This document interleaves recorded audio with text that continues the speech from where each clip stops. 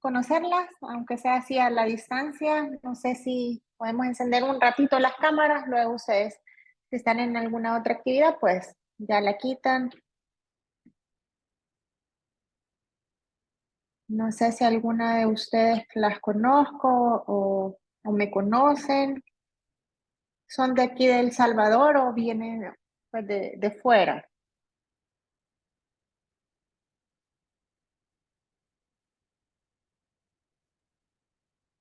Algo pasa con mi cámara, no la puedo activar, pero aquí estoy. Ok. No les consultaba que si son de aquí de El Salvador o son de fuera de El Salvador.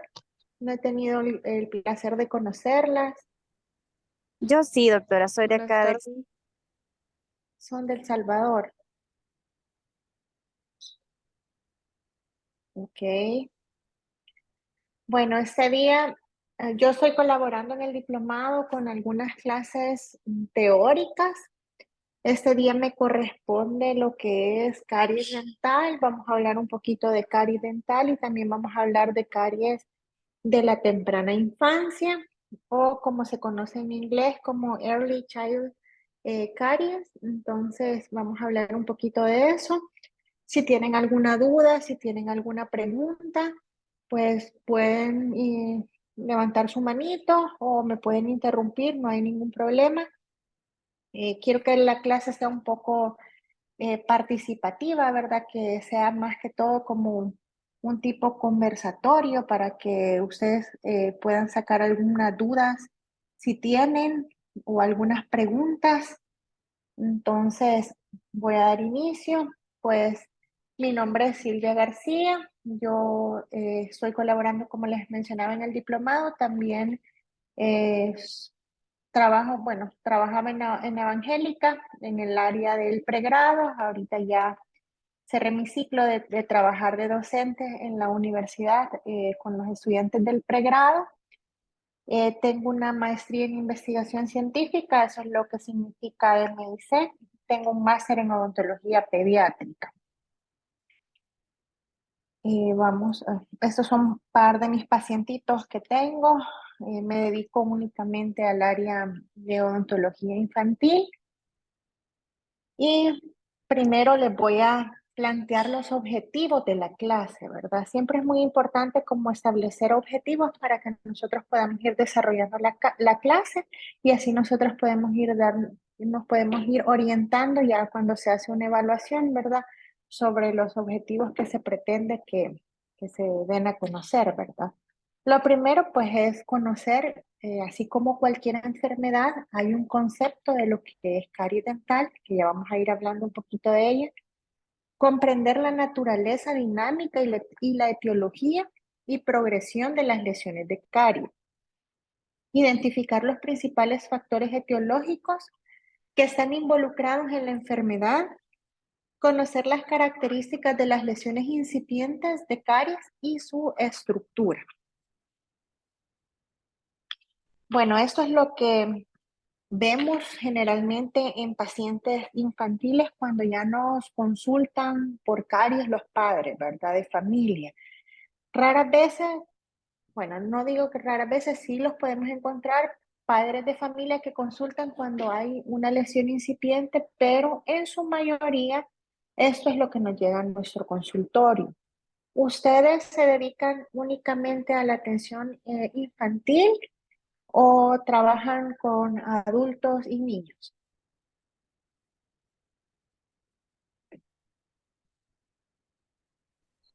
Adultos y Adultos y niños. niños. Yo Ok. también trabajo con adultos y niños. Y cuando a ustedes les llegan niños, se enfrentan con esas fotografías comúnmente o ven como lesiones aisladas. Pues donde yo estoy, la mayoría de niños sí llegan con este tipo de lesiones. ¿Usted está en el área urbana o rural? Estoy en las dos, pero este tipo de pacientes me llega más que todo en lo rural.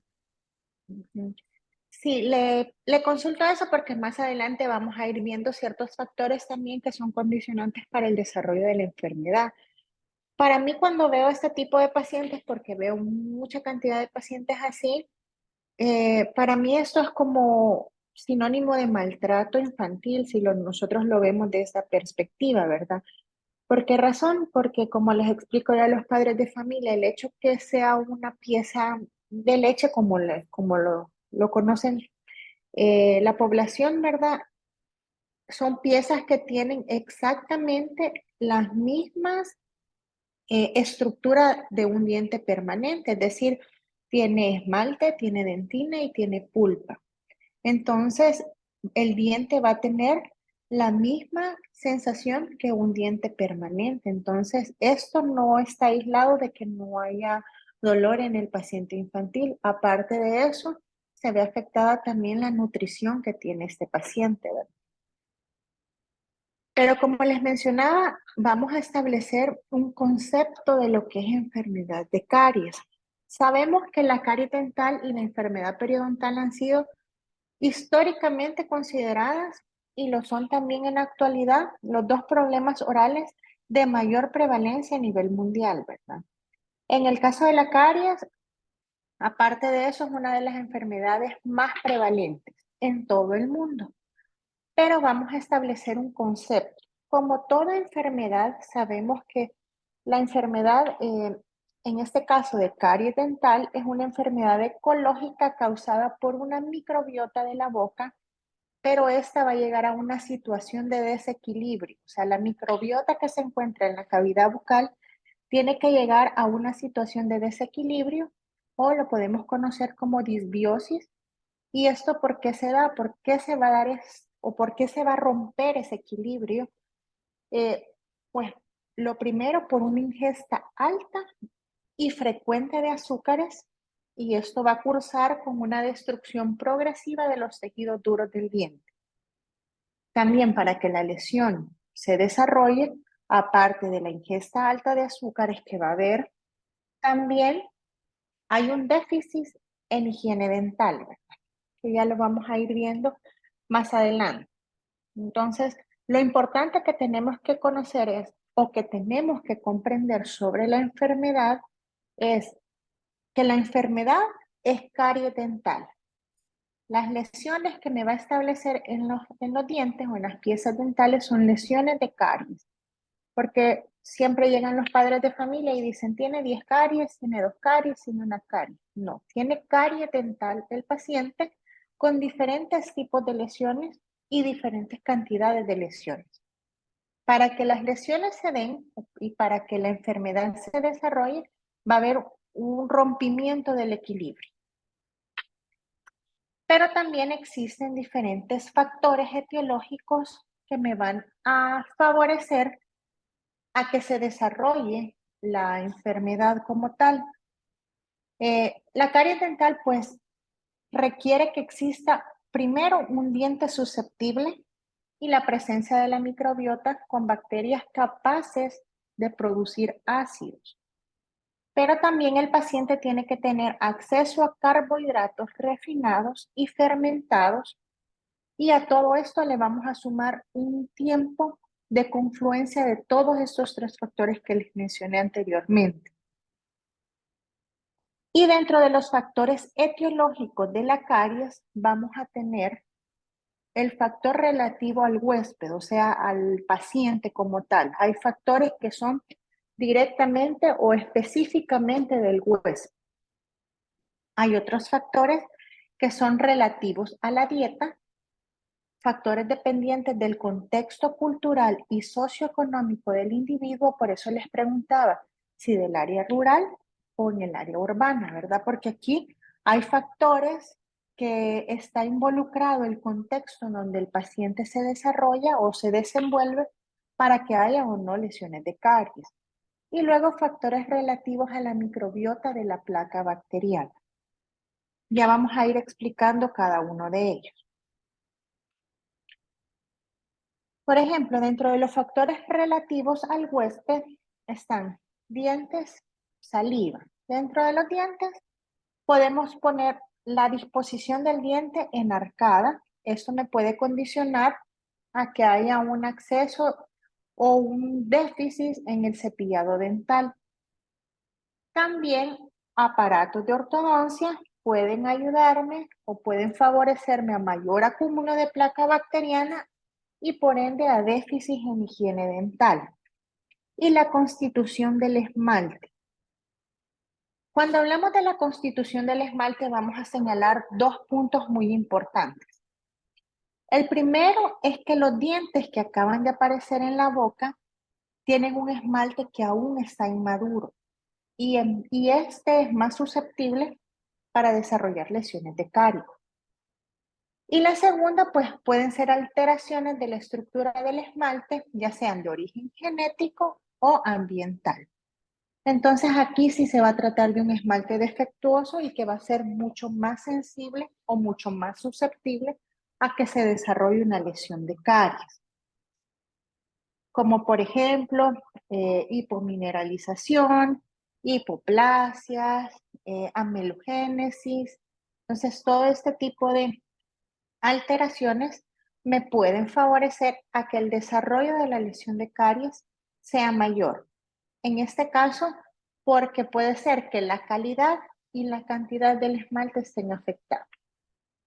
Y luego la saliva, ¿verdad? Sabemos que la saliva, toda la boca, dientes, mucosa, se encuentran revestidos de una pequeña y fina capa de saliva, más o menos de un grosor de unos 100 nanómetros que influyen en el desarrollo de la caries de acuerdo a 4 modos generales.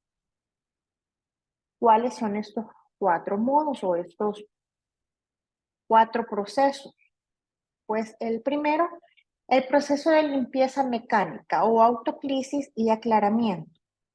Es decir, a mayor flujo hay mayor capacidad de aclaramiento. El término autoclisis nos referimos a los mecanismos que limpian de forma natural la superficie de los dientes y de los tejidos que revisten la cavidad oral.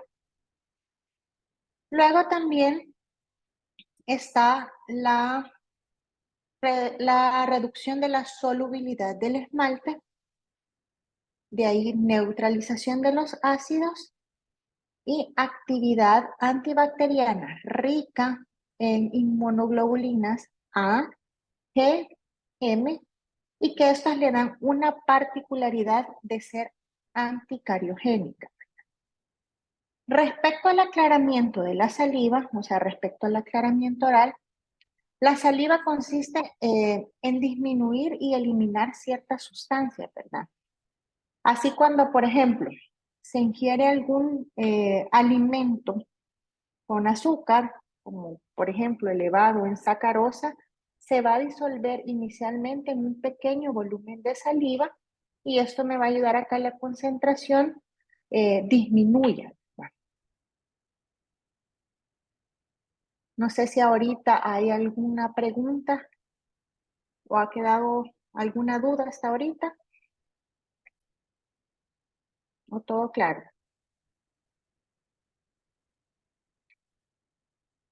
Y luego, bueno, si no hay preguntas, paso. Y están también los factores relativos a la placa bacteriana. La placa bacteriana, pues esta la vamos a definir como una comunidad o ecosistema compuesto de estructuras microbianas. Estas van a estar agrupadas o embebidas en una matriz de glucoproteínas salivales insolubles. Estas glucoproteínas o estos productos microbianos extracelulares y en menor proporción, como en detritos, alimentos, células epiteliales, van a estar adheridas completamente a la superficie dentaria. Cuando ustedes hacen profilaxis en pacientes, ocupan reveladores de placa.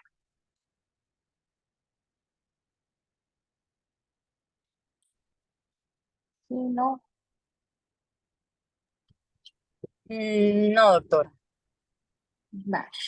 Los reveladores de placa son un auxiliar bastante educador para el padre de familia porque me ayuda a poder eh, enseñar o mostrar más bien al padre de familia la zona del diente donde el pequeño no está completamente libre de placa bacteriana o no se ha cepillado bien. Hay reveladores de placa que me muestran placas desde 24 horas hasta más de 48 horas. Pues hay uno que es de la marca GC. Este es muy bueno porque aquí es donde yo puedo mostrarle al padre de familia.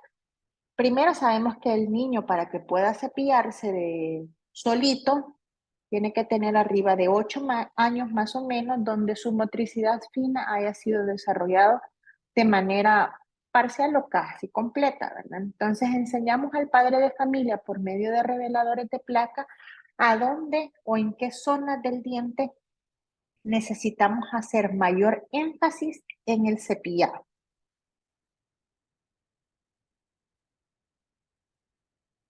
Luego tenemos la hipótesis de la placa ecológica. Esta hipótesis es propuesta por Marsh y él menciona que los organismos asociados con la enfermedad, o sea, con caries dental, pueden encontrarse de manera natural dentro de la placa, pero eso sí, en un pH neutro. Hablábamos al principio que para que haya un desequilibrio en lo que es o una disimbiosis de la placa bacteriana o de los microorganismos, tienen que haber ciertos factores. Si, si las bacterias se encuentran en un pH neutro y con una dieta no cariogénica, estos organismos van a ser débilmente competitivos y pueden convivir, o sea, pueden convivir con el individuo, o sea, en este caso con el diente o con el paciente, ¿verdad? Pero ellos se van a encontrar en una homeostasis microbiana, o sea, aquí va a haber un equilibrio completo. Si este pH deja de ser neutro y pasa a ser un pH ácido y la dieta cambia y pasa a ser una dieta cariogénica, alta en carbohidratos y en azúcares refinadas, entonces ahí rompemos este equilibrio, rompemos esa homeostasis microbiana y entonces se produce enfermedad.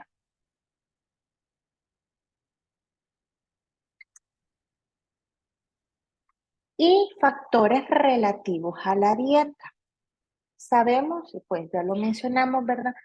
Que el sistema bueno, les voy a explicar esto, que hay un sistema de clasificación de cariogenicidad en Suecia, que ellos hablan de los alimentos que son amigos de los dientes y estos son alimentos que me ayudan a mantener o hacer una autolimpieza de los dientes, ¿verdad? Saben ustedes que hay alimentos detergentes que me ayudan no me previenen caries, pero sí me ayudan a hacer una limpieza, como son manzanas, también apio, zanahorias, este tipo de alimentos se llaman alimentos detergentes, pero también están los alimentos que tras ser metabolizados y llegan a un descenso en el pH por debajo de 5.7, durante 30 minutos sí me van a hacer un daño a los dientes, ¿verdad? Dentro de estos pueden ser los carbohidratos fermentables. Y dentro de estos tenemos que el azúcar, la sacarosa, tiene un potencial cariogénico alto y esta es la que tiene el mayor índice cariogénico, ¿verdad? Dentro de los carbohidratos fermentables, la sacarosa. Luego le sigue la lactosa, que es el azúcar de la leche, y luego los almidones.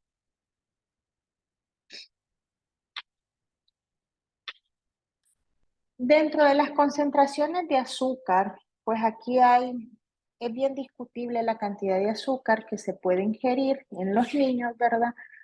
Pero como máximo, o sea, como máximo una cantidad de azúcar diaria que pueden ingerir los niños, hay artículos que ustedes pueden encontrar que lo máximo va a ser entre 25 gramos. Hay otros que mencionan que 30 gramos, pero sabemos que un niño de 0 a 3 años no debería de comer o no debería de ingerir ningún tipo de azúcar añadida, salvo la que se encuentra dentro de sus alimentos.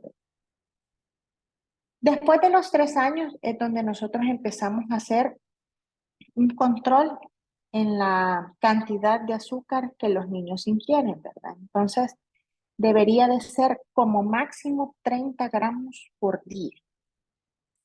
Si nosotros consultamos con los padres de familia cómo es la dieta que lleva su hijo, generalmente empiezan, desayuna con un jugo de cajita, se va al kinder, se lleva otro jugo de cajita o se lleva una chocolatina más una galleta, regresa a la casa y almuerza probablemente con algún refresco natural. A media tarde se le da un yogur, tal vez alguna golosina, algún dulce, algún chocolate. Si nosotros empezamos a hacer el recuento de la cantidad de azúcar que estos niños ingieren, sobrepasamos la cantidad máxima de azúcar que deberían de consumir en el día. Más o menos un jugo de cajita, dependiendo de la marca, anda como por los 23, 21, hay algunos que tienen 15, 16 gramos de azúcar por cajita. Entonces quiere decir que no es exactamente el jugo o la galleta o el yogur lo que me va a producir la lesión de caries, sino que es la cantidad de azúcar que consume el paciente, la frecuencia con lo que la hace también, ¿verdad?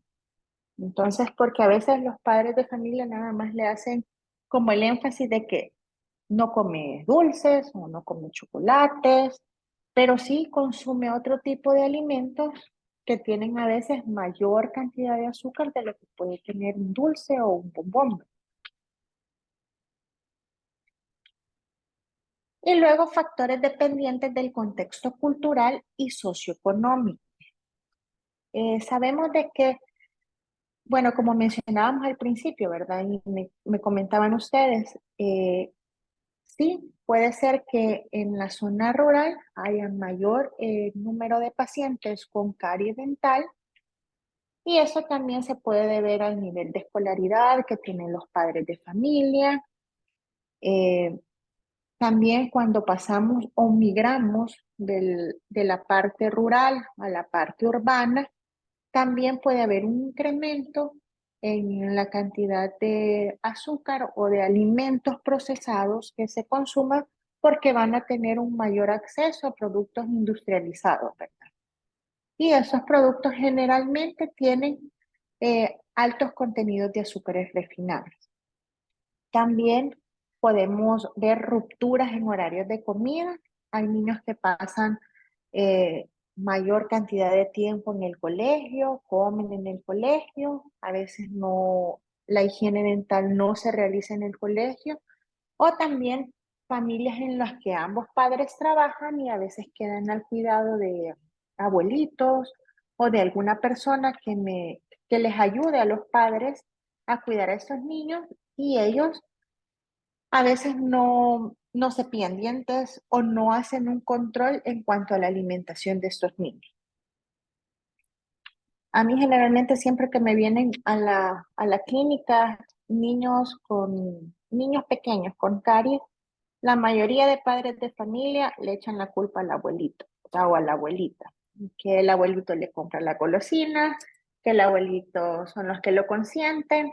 Entonces, ese también puede ser un factor dependiente del contexto cultural y socioeconómico del paciente. Y aquí vamos a ver parte de lo que es la patogenia de la lesión de caries. Pues están las bacterias, ¿verdad? Y está la metabolización de los carbohidratos fermentables por las bacterias. Estas me van a hacer una producción de ácidos fuertes y va a haber un descenso en el pH. El pH crítico es de 5.5. En este caso hay una salida de iones calcio y fosfato de la estructura del esmalte y hay un proceso de desmineralización. Cuando hay una bajada del pH, cuando hay un descenso del pH, aquí va a ocurrir un aclaramiento y neutralización salival, lo que les mencionaba al principio. Aquí va a aumentar el pH y al diente van a entrar iones calcio y fosfato para poder haber una remineralización. Pero también tenemos que ver que si este proceso no sí se realiza, pero el paciente no deja completar el ciclo y vuelve a comer alimentos y el pH baja, el diente no le va a dar chance de poder incorporar nuevamente iones de calcio y de fosfato y entonces el diente no va a poder realizar una remineralización. Les voy a poner un video donde ustedes van a ver de manera más dinámica cómo es que se produce este proceso de desmineralización, remineralización. Solo me indican si lo escuchan.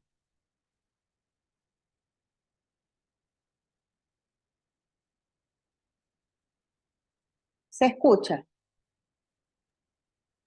No, No, doctora. Vale, quiero ver.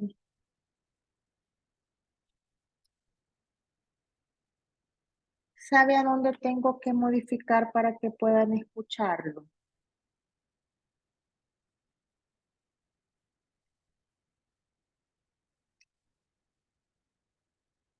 No quiero ver. Creo que ya le puse aquí. Vale. Me dicen si lo escuchan.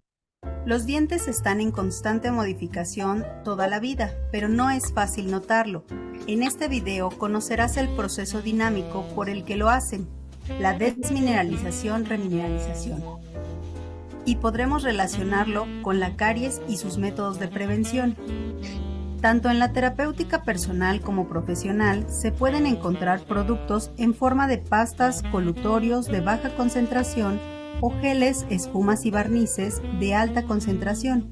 Se dice que tienen efectos remineralizantes. ¿Cómo es que funciona? Es gracias al proceso desmineralización-remineralización, o DESRE. ¿Pero qué es esto?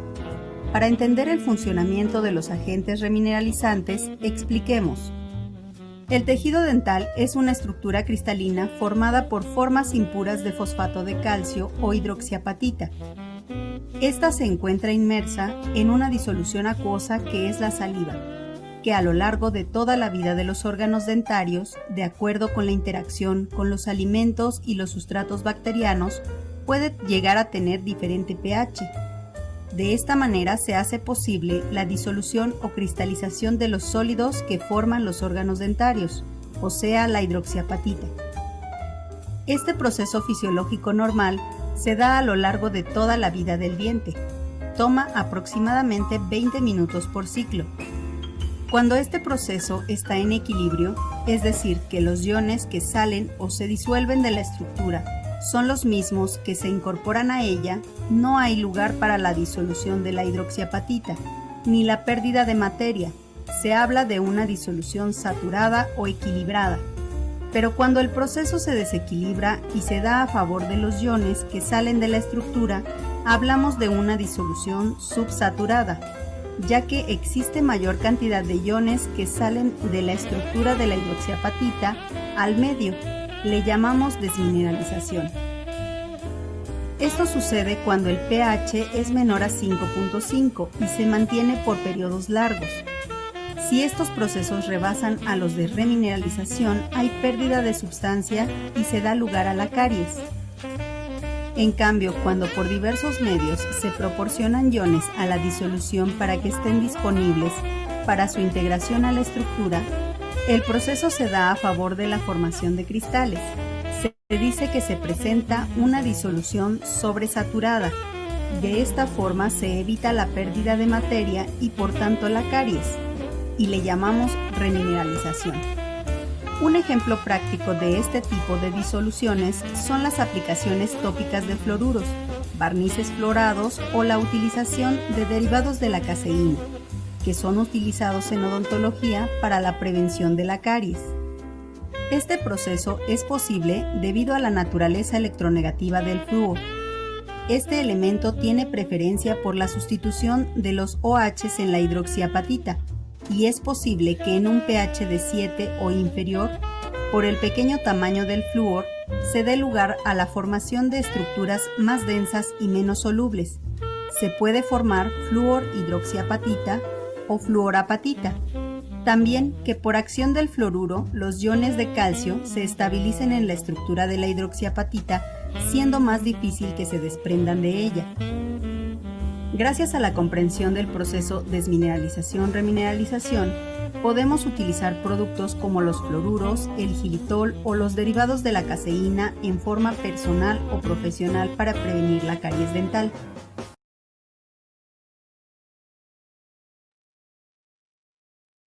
¿Comprendieron bien el proceso que se da? Es este mismo que les mencionaba. El proceso o la patogenia de lo que es la desmineralización, remineralización, ¿verdad?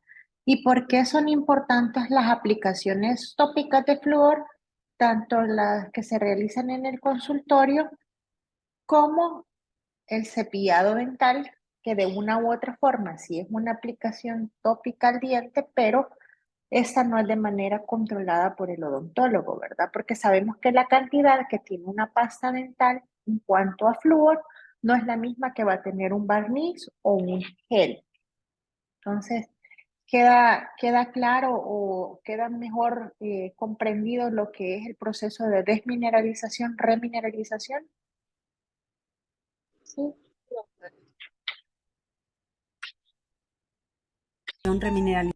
Ahora bien, dentro de las manifestaciones clínicas de las lesiones de caries, esto, atendiendo a las diferencias histológicas y el abordaje terapéutico, se van a establecer dos grupos de lesiones de caries. Están las lesiones incipientes de caries o caries no cavitadas y están las lesiones ya como tal de caries. Dentro de las lesiones incipientes de caries, pues nosotros conocemos lo que es la mancha blanca, ¿verdad? Y este tipo de lesiones son cualquier desmineralización localizada en el esmalte en el que la capa superficial se mantiene íntegra e intacta. Algunas de estas lesiones van a ser activas y otras no, en función de la presencia de medidas encaminadas a controlar los acúmulos microbianos y potencializar el proceso de remineralización. Entonces, eso sabemos nosotros o conocemos que la caries dental no va a iniciar como una cavidad como tal, sino que inicia como una mancha blanca y así pues le explicamos al padre de familia que es una mancha blanca más blanca que el diente y generalmente como un blanco tiza más o menos, ¿verdad? En la imagen que vemos aquí, pues está la zona superficial en el número 1, el cuerpo de la lesión, la zona oscura y la zona translúcida o de avance, que es el número 4. En la zona superficial, pues aquí la teoría dice que más o menos hay una extensión entre 20 a 50 micras y que está aparentemente intacta en comparación con la mayor porosidad y desmineralización que se presenta en la parte 2, o sea, en el cuerpo de la lesión o en la zona superficial, ¿verdad? En esta parte hay aproximadamente una pérdida entre el 5 y el 10% de minerales. Sabemos que el esmalte está constituido por minerales y en este caso el esmalte superficial, que actúa como un gradiente más o menos de difusión, permite que el flúor, el calcio y el fosfato y algunos otros iones salgan, así como lo veíamos en el video, ¿verdad? Que salgan. Entonces, al salir, quedaba tan adentro de la pieza, ¿verdad? Dentro del diente, no quedaba un equilibrio. Entonces, por eso entonces se daba lo que es una lesión incipiente, ¿verdad? Una lesión incipiente de caries. Y ahí es donde empezaba el proceso de desmineralización de la pieza dental.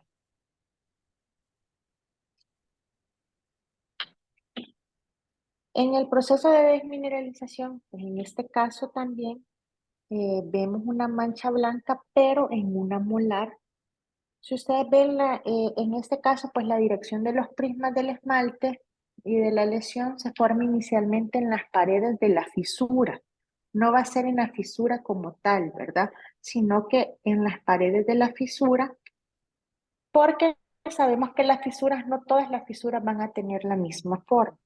Hay fisuras que tienen forma de I, hay otras que tienen forma de Y, otras que tienen forma de IK, hay otras que tienen forma de B o de U, que esas son las que son más fácil de poder limpiar si nosotros comparamos este tipo de fisura, ¿verdad?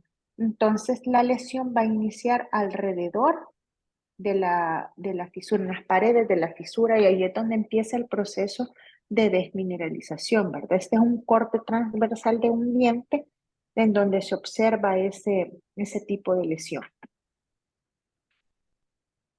Y ya las lesiones cavitadas de caries, ¿verdad? Como tal, si la placa bacteriana se mantiene en un tiempo, o sea, en cierta cantidad de tiempo, y el ataque cariogénico va a ser alto y constante, va a llegar a un punto que esta lesión que estaba intacta se va a romper. O sea, la capa superficial o la capa que nosotros veíamos de la mancha blanca que estaba intacta, entonces se rompe o se fractura.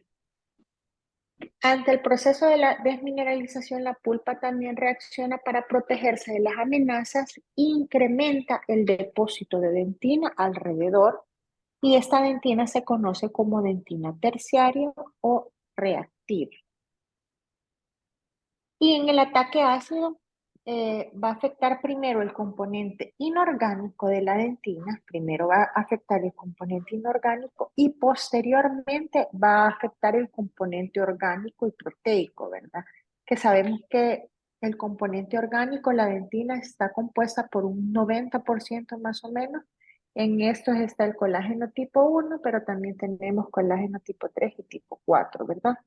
Y un 10% de proteínas no colágeno. Entonces ya es una lesión como tal cavitada, ¿verdad? Que ya sabemos que este tipo de lesión, pues nosotros tenemos que hacer algún tratamiento ya no de prevención ni de remineralización, sino que ya un tratamiento curativo como tal. ¿Cómo nosotros podemos hacer un diagnóstico de caries? Existen diferentes maneras de cómo nosotros podemos hacer un diagnóstico de una lesión de caries y por el cual nosotros nos podemos ir auxiliando. Y dentro de los métodos de diagnóstico, pues están los métodos de diagnóstico convencionales, como lo son el IGDAS, radiografías intraorales y transiluminación basada en fibra óptica. Y luego métodos de diagnóstico emergentes, ¿verdad? Nada más para que ustedes los conozcan. Transiluminación con infrarrojo, fluorescencia, conductancia eléctrica y algún cambio térmico, ¿verdad? Pero los que vamos a ver son el IGDAS, radiografías y transiluminación. El IGDAS, ¿ya conocen o han escuchado hablar sobre el IGDAS? Este es el que se está utilizando ahora para poder hacer un diagnóstico de caries. Existen diferentes códigos con los que nosotros podemos clasificar una pieza. Está desde el código 0 hasta el código 6. Esto se los voy a compartir. Bueno, les voy a compartir el PDF para que ustedes lo tengan. Pero sabemos que el código 0 es el código donde no hay evidencia de caries con el esmalte seco. En el código 0. Entonces ahí nosotros establecemos que no hay lesión de caries. Y a partir del código 1, ahí sí hay un primer cambio visible en el diente en esmalte seco. Se debe secar aquí el diente durante 5 segundos con aire y luego nosotros ahí vamos a poder evaluar la pieza y poder determinar si hay algún cambio para que nosotros podamos establecer de código 1.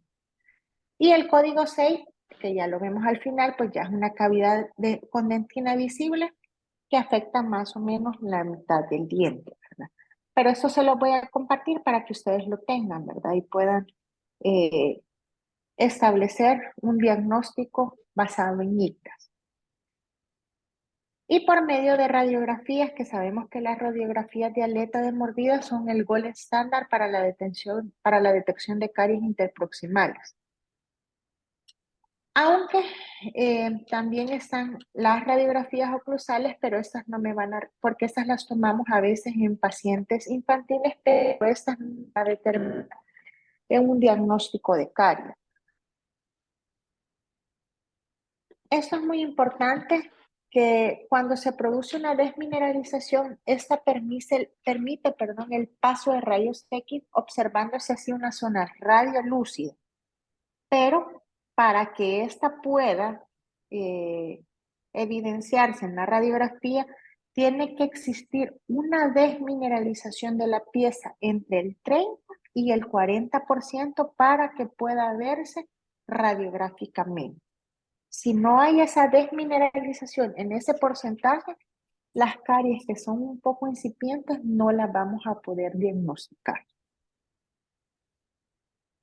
Y luego está la transiluminación con fibra óptica, y esta se basa en los cambios por dispersión y absorción de fotones lumínicos resultantes al iluminar localmente un área, disminuyendo su refracción. Esto lo podemos hacer por medio de las lámparas que nosotros utilizamos de fotocurado.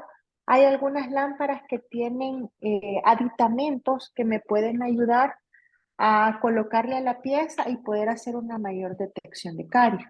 Aunque si ustedes no tienen esos aditamentos de la lámpara, ustedes lo pueden hacer directamente con la fibra óptica y lo colocan ya sea por palatino. En algunos casos, ¿verdad? Ustedes van a ver, si ustedes ven la imagen, ahí se trasluce, ¿verdad? Deja pasar el rayo y podemos ver la lesión de caries. ¿Ya lo han puesto en práctica ustedes o ya han hecho este experimento con sus pacientitos, con adultos o niños? De Sí, colocar la lámpara de fotocurado.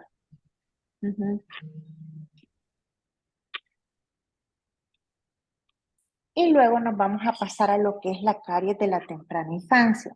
Antes de pasar a esta parte, sí me gustaría saber si tienen alguna duda o alguna pregunta sobre todo lo que hemos hablado al principio.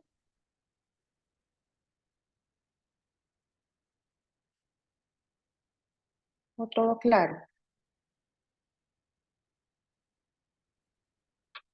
¿O algún comentario, alguna experiencia que hayan tenido ustedes en su consultorio con algún paciente que quieran compartirla o podamos discutirla? Todo claro, doctora. Ok. Bueno, entonces pasemos a lo que es la yo caries de la tengo temprana. tengo una duda. Ahorita que estamos Dígame. viendo, ¿usted recomienda el uso del explorador para hacer el diagnóstico de caries o no? Porque es que a mí eso sí me entra como controversia, porque siento que a la hora de utilizar el explorador, nosotros mismos podemos como romper la capa superficial a la hora de Es querer como correcto. tocar. Es correcto. No, el explorador no sirve como un instrumento para diagnóstico de caries. Claro, a los odontólogos se le hace fácil, ¿verdad? Porque son como los tres instrumentos de rigor que nosotros colocamos como en el kit básico de instrumental, ¿verdad? Que son el espejo, la pinza y el explorador. Pero si nuestra capa superficial, aparte de eso que nosotros el tacto no lo tenemos como calibrado, podemos hacer una presión muy fuerte y esa capa que no está fracturada o no está rota, nosotros mismos podemos romperla. Y sabemos que al romper esa capa superficial, aquí ya no hay vuelta atrás. O sea, aquí ya no podemos hacer aplicaciones de flúor para que nos devuelva el esmalte que nosotros mismos hemos roto, ¿verdad? Sino que aquí ya nos queda hacer una cavidad y devolver ese esmalte que ya no se encuentra, ¿verdad?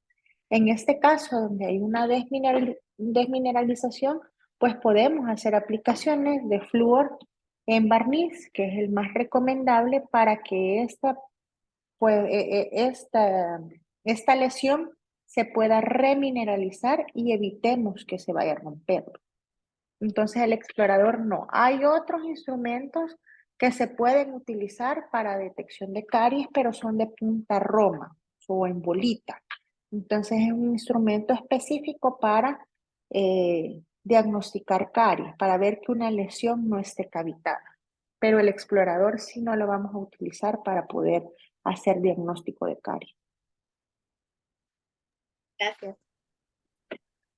Okay. Bueno, entonces vamos a pasar a lo que es caries de la temprana infancia.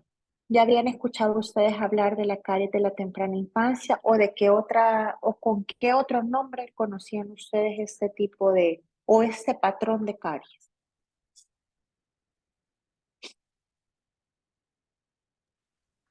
Caries de biberón. Caries del biberón, sí, así se conocía antes como caries del biberón, pero ha cambiado el término y ahora se llama caries de la temprana infancia. Vamos a ver algunos datos o algunos antecedentes epidemiológicos. En los artículos ustedes lo pueden encontrar así como lo ven en la imagen, ECC, que quiere decir Early Child Caries. Entonces, generalmente sí lo pueden encontrar en artículos, si son artículos en inglés. Dentro de los antecedentes epidemiológicos, casi nunca tenemos artículos que se basen en América Latina, ¿verdad? O que nos arrojen datos epidemiológicos de América Latina. Casi siempre la mayoría de artículos nos mandan a Europa o Estados Unidos.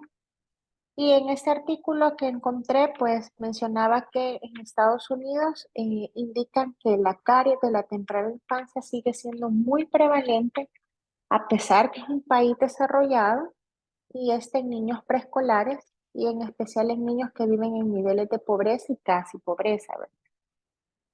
En Suiza, este tipo de caries la catalogan como un indicador de desigualdad social. Y en Australia muestran que en un grupo de estudio se reportó una prevalencia casi del 50% de caries en dentición primaria en menores de 6 años. Y en Qatar fue tan alta como el 89% y en Grecia un 36%. O sea que los números son altos a nivel mundial, pues en este caso vemos Estados Unidos y Europa, ¿verdad? Pero sí, no son números bajos que nosotros vemos, sino que son números altos para países que están en desarrollo. Y este tipo de patrón de caries incluye mayor cantidad de hospitalizaciones y salas o visitas a salas de emergencia. ¿Por qué? Por el alto costo de tratamiento, ¿verdad? Porque sabemos que en este tipo de países el manejo que se le da a la enfermedad casi siempre es un manejo hospitalario. En la mayoría de casos, este niño se manejan a nivel hospitalario porque los manejan con anestesia general. Casi nunca en este tipo de países lo van a manejar en el consultorio. ¿Por qué razón? Porque son niños pequeños. O sea, son niños pequeñitos, entonces se manejan a nivel hospitalario. ¿Y cuál es la definición de este patrón de caries? Se define como aquel infante de menos de 6 años que presenta una o más lesiones de caries cavitadas o no, de uno o más dientes extraídos debido a caries o una o más superficies dentales obturadas. O sea, aquí nosotros podemos dar un diagnóstico de caries de la temprana infancia.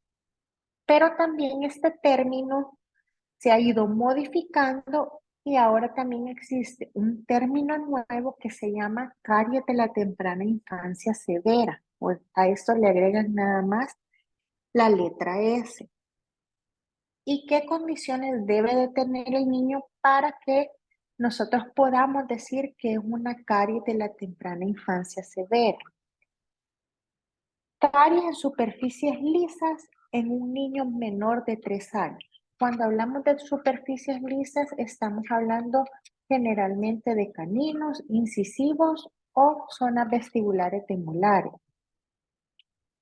O también entre las edades de 3 o 5 años que exista una o más cavitadas, o sea, una o más piezas cavitadas, uno o más dientes extraídos, todo esto debido a caries.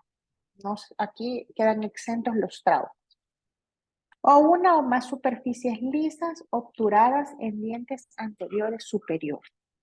Entonces, estos son los parámetros que nosotros tomamos en cuenta para poder diagnosticar un niño con caries de la temprana infancia severa.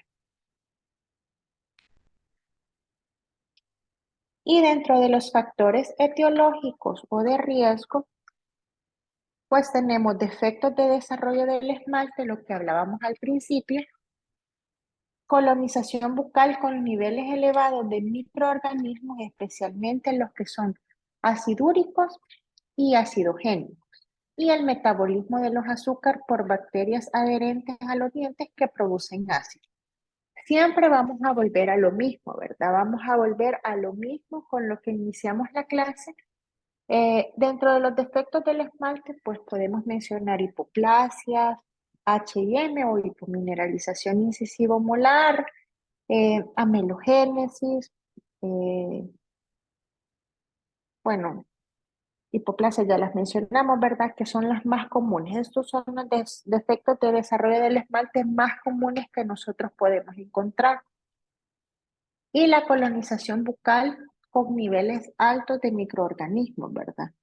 Y también sabemos que si hay pacientes que a todo esto no hay madres de familia que no cepillan los dientes de los niños, entonces la colonización bacteriana va a ser alta y la cantidad de placa bacteriana que se va a encontrar en esos pacientes me va a favorecer a que exista un desarrollo de caries. ¿Ustedes han encontrado algún pacientito que les ha llegado a la consulta con cálculo dental? ¿O nunca han visto un paciente con cálculo dental? Niño.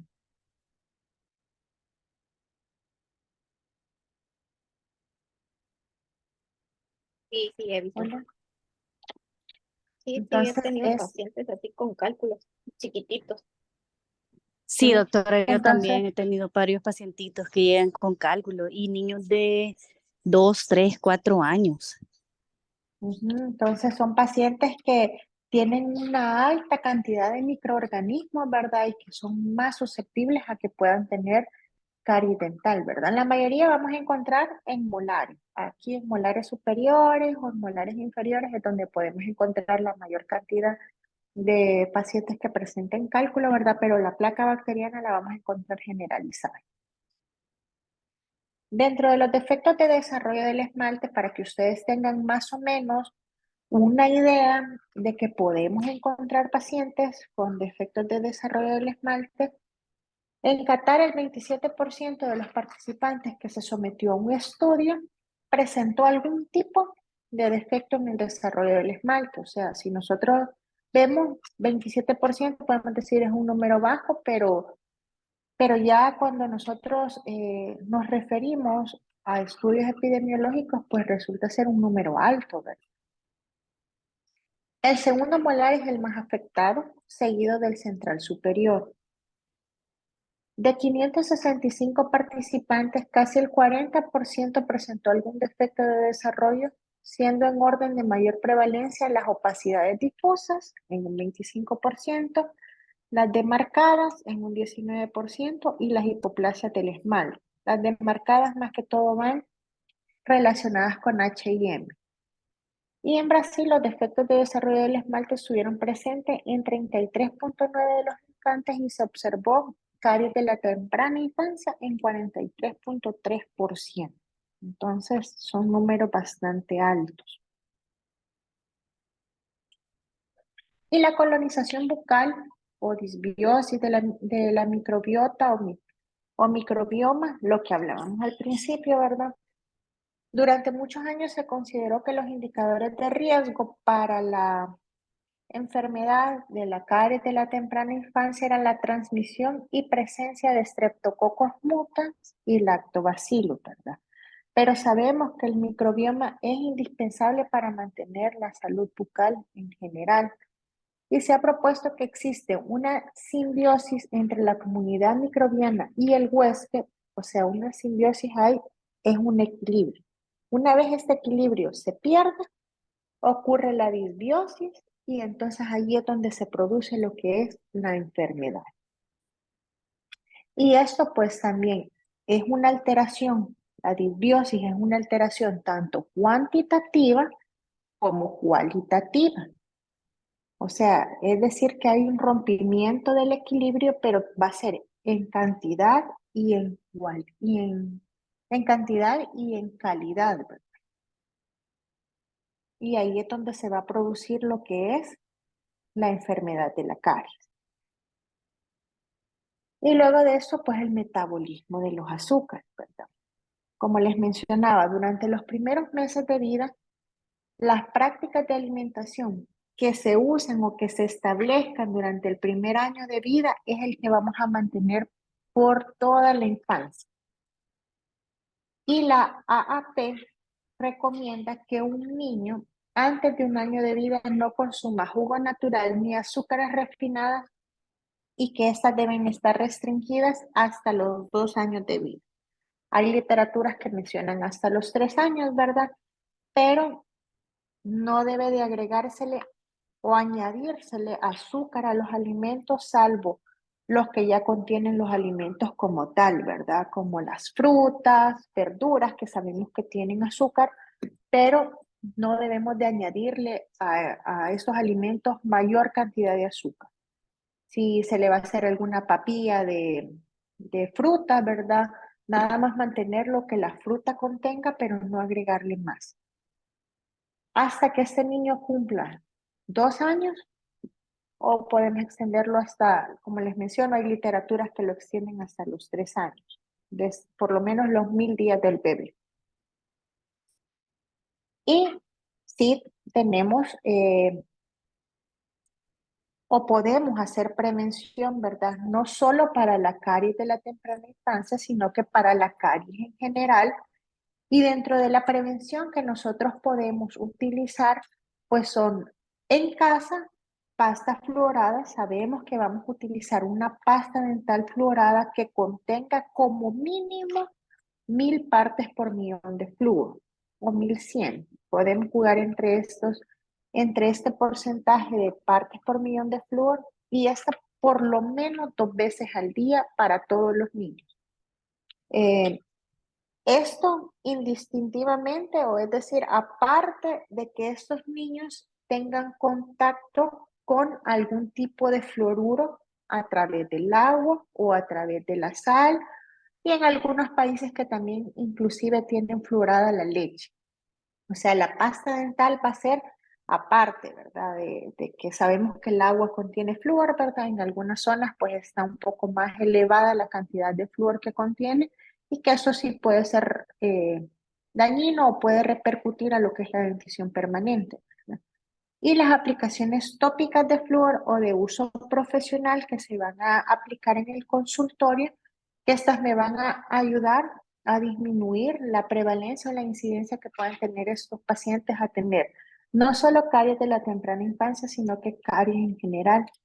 Y el que se recomienda, pues es el barniz fluorado con fluoruro de sodio, que está al 5%, y en partes por millón de flúor, que vienen 22.500 partes por millón de flúor, lo que contiene el barniz, ¿verdad? Ahorita en el país solo encontramos de 3M y de GC, es de las marcas que nosotros podemos encontrar del barniz, y contienen esto, 22.500 partes por millón de flúor, lo contiene tanto el de la 3M como el de GC. Hacer aplicaciones por lo menos cada 4 meses o dependiendo de la incidencia o de la prevalencia de caries que tenga el niño, nosotros podemos hacer mayor cantidad de aplicaciones, ¿verdad? Eso lo vamos a dejar a criterio del profesional de acuerdo a cómo nosotros veamos al paciente. Pero sabemos de que esto, como yo siempre les menciono a los padres de familia, sí, el flúor me ayuda, pero no es la fórmula mágica. O sea, el flúor me va a ayudar a prevenir lesiones de caries. Pero si en casa no cambiamos hábitos de alimentación y hábitos de higiene dental, no vamos a hacer nada. Entonces es muy importante que nosotros conozcamos cómo se desarrolla la enfermedad, pero con el fin de educar a los padres de familia. Sabemos que, como lo mencionaba al principio, la caries no se hereda, no se nace con caries, no se pasa de una persona a otra. Lo que sí nosotros transmitimos es hábitos de alimentación y hábitos de higiene dental. Yo más o menos para que a veces los pacientes logren entender cómo es que la enfermedad se desarrolla y si conocen lo que es la diabetes, se los comparto hacia los pacientes. La caries dental es una enfermedad parecida a la diabetes. Sabemos que para que la diabetes la controlemos, porque no es una enfermedad que vamos a curar, el paciente tiene que tener cambios en hábitos de alimentación y ejercicio, ¿verdad? Aparte de esto, pues el médico le deja su medicamento que debe de consumir diariamente. El medicamento puede ser el medicamento más caro del mercado, pero si el paciente, los dos primeros que dependen de él no cambian, el medicamento no va a ser magia. Y lo mismo sucede con la caries dental. Nosotros podemos curar las lesiones que me deja la enfermedad colocando coronas de acero, coronas de celuloides, realizando pulpotomías, pulpectomías, utilizando el mejor ionómero de vidrio, la mejor resina, pero si en casa no cambiamos hábitos de alimentación y mejoramos higiene dental, vamos a estar en un círculo constante. O sea, el paciente va a estar en ese mismo círculo y no vamos a salir de él. Entonces, sí es muy importante que entendamos y comprendamos cómo la enfermedad se desarrolla, pero para transmitirle al padre de familia que necesitamos hacer ese tipo de cambios en casa, porque la caries dental se cura en casita. O sea, ahí la vamos a curar nosotros, la van a curar los padres de familia. Y para eso necesitamos hacer un equipo, tanto del paciente, el padre de familia y el odontólogo, ¿verdad? O el personal del consultorio, para que todo esto pueda cambiar. Nosotros curamos la lesión que me deja la enfermedad, pero sí es muy importante la colaboración del padre de familia, ¿verdad? Si el padre de familia no está comprometido a poder hacer ese tipo de cambios en el paciente, entonces difícilmente vamos a poder controlar la enfermedad. No sé si tienen alguna duda o alguna pregunta.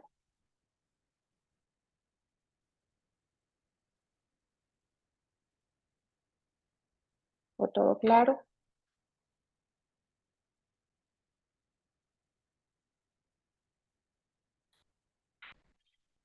Bueno, eso es lo que yo tenía para compartirles. Dejo abierto ahorita para que ustedes puedan consultar o preguntar.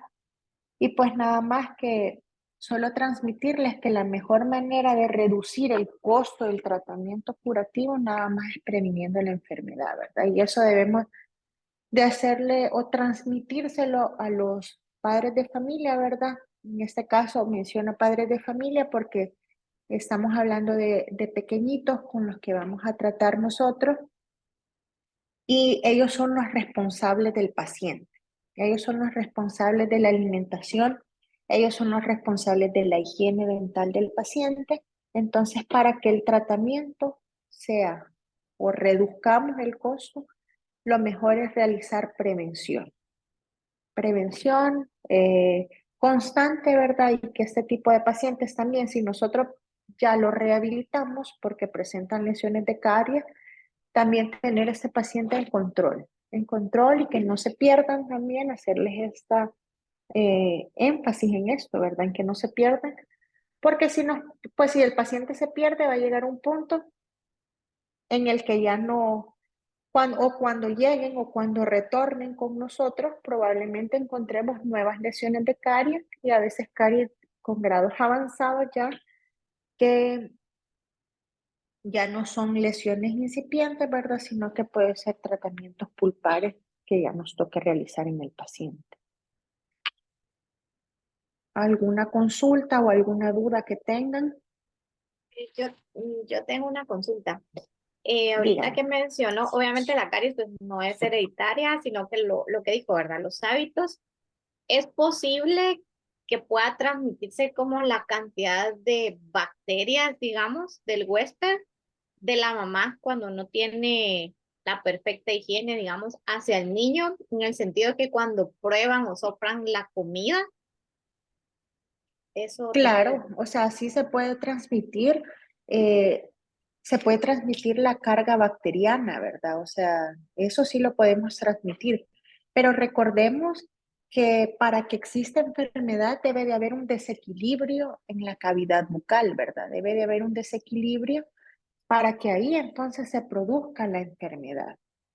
Pero la caries como tal, o sea, que nosotros vamos a transmitir la enfermedad, no la vamos a transmitir, porque no es una enfermedad transmisible, ¿verdad? Sino que es una enfermedad comportamental, es una enfermedad que se va a desarrollar por comportamiento, por hábito, ¿verdad? Entonces, por eso es que nosotros podemos prevenir la enfermedad. gracias. ¿Alguien más que tenga alguna pregunta o alguna duda o alguna inquietud?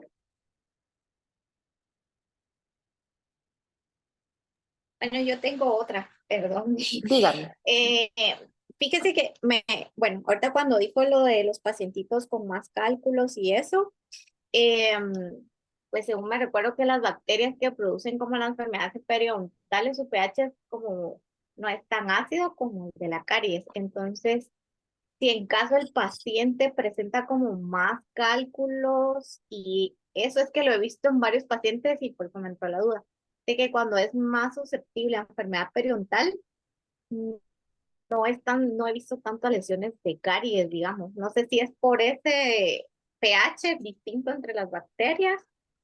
Sí, pero sabemos que la cantidad de pacientes que presentan cálculos en niños, o sea, si usted lo compara con adultos, porque en niños la presencia de cálculo es mínimo, casi nula, ¿verdad? Por lo mismo, porque no contamos con ligamento, perdón, sí, no contamos con un ligamento periodontal, entonces no logramos encontrar ese cálculo en niños. En niños que encontramos cálculo es porque la higiene dental es sumamente deficiente, ¿verdad? Pero sí, está en lo correcto usted, pacientes que tienen cálculo dental difícilmente, no difícilmente, puede que tengan lesiones de caries, pero no hay tantas lesiones de caries. Pero en niños, si usted lo ve, ese cálculo fue placa que tuvo y placa, por eso les mencionaba yo los reveladores de placa. Este revelador de placa, que es muy educativo, me indica placa bacteriana que puede estar desde 24 horas hasta más de 48 horas. Esta placa que tiene más de 48 horas es la placa más ácida que hay. O sea, es la que me va a mantener el pH ácido y me va a mantener un diente que esté constantemente desmineralizado. Al estar este diente constantemente desmineralizado, entonces hay una mayor incidencia a que pueda haber una lesión de caries. Ah, ya, sí, sí, sí. No había tomado en cuenta lo del ligamento, pero sí tienes razón. Pues ahí sí, ya es como más prevalente a caries. Quería aprovechando, perdón, es que tengo muchas preguntas de esto. Bueno, yo no sé si en El Salvador, pero aquí en Guatemala, y yo no estoy muy de acuerdo cuando el pediatra receta flúor a la mamá cuando está embarazada. O sea, no sé si en El Salvador lo hacen, pero acá los pediatras tienden como a recetarlo como para prevención, digamos, pero entiendo que el flúor funciona tópicamente, no, Sí, no así como, ay, se va a ir en el líquido amniótico, o sea, ¿verdad? Entonces, pero yo sí estoy en contra de eso, ¿verdad? Entonces no entiendo por qué recetarlo cuando debería ser solo tópico, ¿verdad? Porque a la mamá mejor que le den algo tópico, ¿verdad?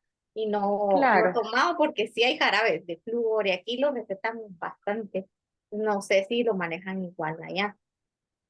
Fíjese que aquí Con los pediatras le mentiría porque no, por ejemplo, a mis pacientes que vienen, la mayoría consumen hierro, que es lo que los pediatras dejan, o multivitaminas, pero casi no me vienen pacientes que les han indicado flúor, ¿verdad? Y yo también estoy de acuerdo, el flúor actúa mejor de manera tópica, no sistémica. Aquí yo tenía entendido que ya estaba suspendido el recetar flúor de manera sistémica con los pediatras, o sea, que los pediatras lo indiquen, ¿verdad?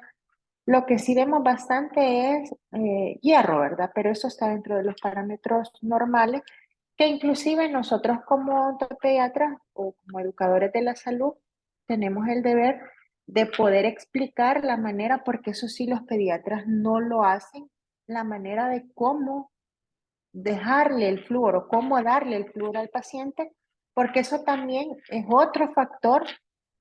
Bueno, no lo mencionamos en clases, pero los medicamentos también son otro factor que me pueden conducir a una lesión de caries, ¿verdad? Sabemos que la mayoría de jarabes tienen altos contenidos de azúcar para poderle dar un sabor agradable y que el paciente se lo pueda tomar, ¿verdad? Entonces, hay muchos pacientes que consumen hierro y que si se forma una mancha, luego se forma otra mancha y así sucesivamente se va pegando al diente, y sabemos que si este medicamento tiene azúcar, pues es algo que queda pegado ahí al diente y el diente toda la vida va a estar en un pH ácido, toda la vida, porque no logramos quitar eh, eso, esa, no es mancha, sino que lo que se mancha es la placa bacteriana. Si nosotros no eliminamos la placa bacteriana, pues se mancha la placa bacteriana y esa placa bacteriana, pues es la que me va a desmineralizar el diente. Gracias, doctora. Creo que ya no tengo más preguntas. ¿Ok? ¿Alguien más que tenga alguna otra duda o alguna otra pregunta? ¿O todo les ha quedado claro?